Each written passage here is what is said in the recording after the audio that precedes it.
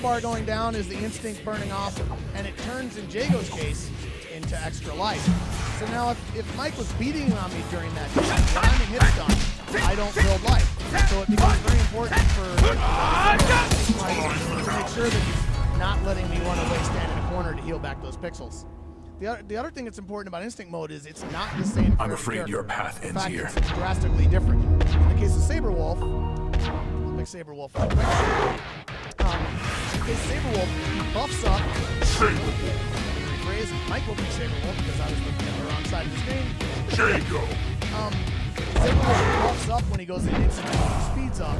He does more damage, and he does less KV, the knockdown value of how long and how many hits you can do before you end the combo. But the other nice, interesting thing, as I was alluding to about instinct mode, is it resets your KV. It really opens up a huge amount of combo possibilities. Again, nothing was like it before. Fight! Another thing interesting about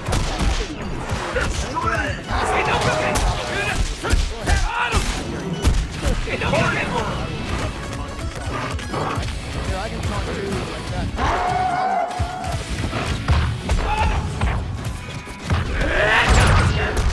No cooking!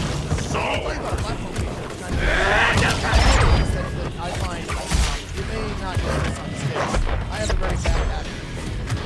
I like these buttons. Maybe it's because I used to play on machines where farther from the stick. I tend to play on the outside side. And sometimes when I play and I go to the inside six, I can do it. It's not necessarily not as bad as trying to be a player playing the wrong way on the stick, but it still matters. One of the things that's going on with Xbox One is we know who's using what and when. We can not only put them on the right side of the screen, in this case that's not your done. We know what controller settings you like. Again, just on a fight stick, you can do so much. Backwards, you go from the outside to the inside. But what we find on a controller playing back at work is that most people will set up their controller in different ways. I like my piercings over here. I know people put their piercings here. I know people put a lot of people put their piercings over here on the shoulders or the shins. Again, I can just hand the controller off to somebody whether it's their next turn or in the middle of my fight and have the button automatically. It's kind of a little thing, but I think it's not a lot. Controller to play on 5. So finally, the last thing we should talk about change is the thing I just did, combo breaking. In the old days, KI1, we made a strict combo breaker system that was basically a 33%. For every auto double, there was 2 ways to break it. Since we have 6 buttons, you had a 33% chance of guessing. And again, if you were good, you learned to watch to learn when to break. KI2, we went to kick, bait, punch, release, kick. For people familiar with the franchise, lots of people, yeah, that's too generous, don't do that. And sometimes the input kind of got in the way. So why don't you go ahead and try and break me, or try and combo me, and I'll try and break you. And look, I accidentally messed up. So see the little exclamation point over the player? That's called lockout. What it means is, the player that I'm going to try and guess what he's doing, I guess wrong. He's got a couple of seconds trying to beat on me, knowing that I can't combo in that window. And back to the 2/3 phase, the way you break is if somebody is doing weeks, oh, and then I push medium.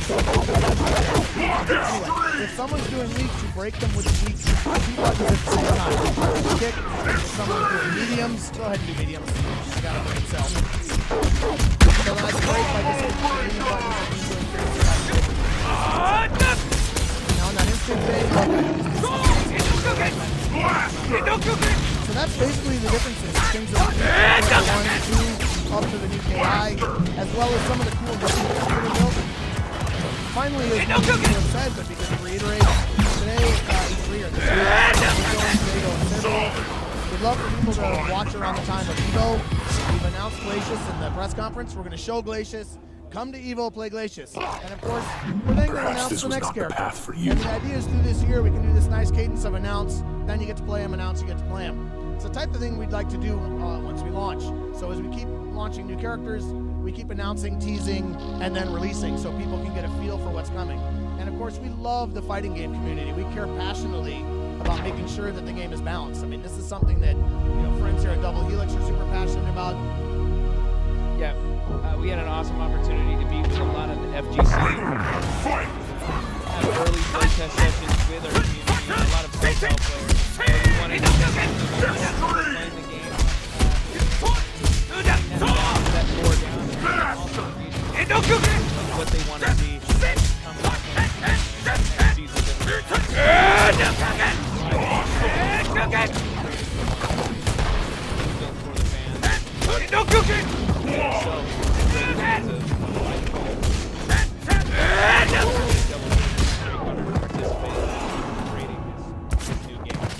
Ready, fight!